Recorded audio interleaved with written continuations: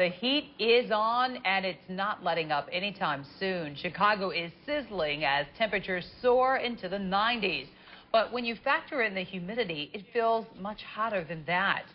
Well, good evening, everybody. I'm Cheryl Burton. Kathy's off tonight. And I'm Alan Kraszewski. We have been under a heat advisory all day long, and conditions outside can be very dangerous for some. We're going to find out from Jerry Taft in just a moment just how hot it's going to get this week and if there is any relief in sight. But we begin tonight with ABC 7's Karen Jordan, who's joining us live from North Avenue Beach, where many people came today to cool off. Great assignment for you today, Karen. It is warm out here, and quite a few people did come to North Avenue Beach to cool off. But even if you didn't, there was a breeze throughout the day to actually make the weather a little more bearable. But it's only going to get more intense throughout the week as this heat wave could spread to 40 of the 50 states. Chicagoans are dealing with a lot of heat, which means they have to make little adjustments here and there to their schedules. That also applies to dogs, like 2-year-old Bailey. He still likes going out, but he definitely needs a lot more water, and we have to do shorter walks sometimes. Playtime for kids has also gotten a little shorter, with some moms concerned about exposing their kids to too much sun. We just get outside just for short intervals at a time, maybe like a half hour. When she starts to get really fussy, we just go back in the air conditioning. Megan Lynch makes sure her son Joe is protected with sunblock.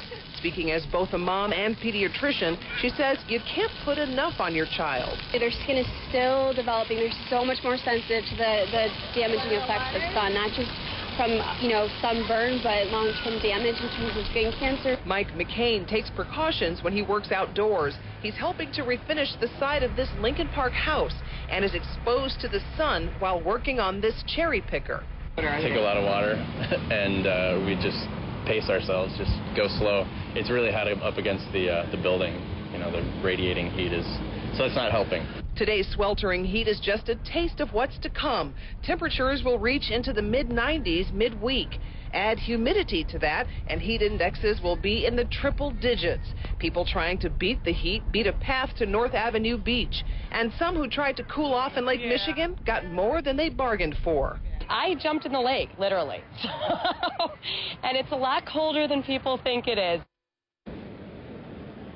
Now, if you don't have any air conditioning, there could be a cooling center near you.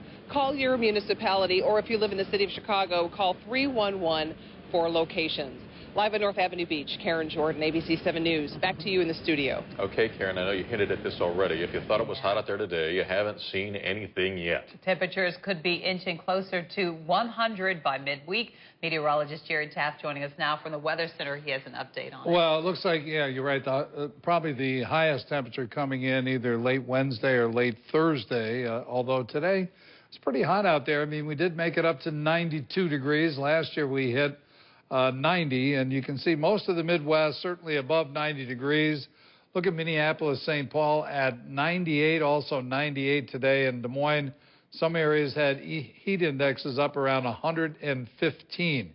You can see the center of that warm air back to the south and west from Kansas City down through Oklahoma City and Dallas.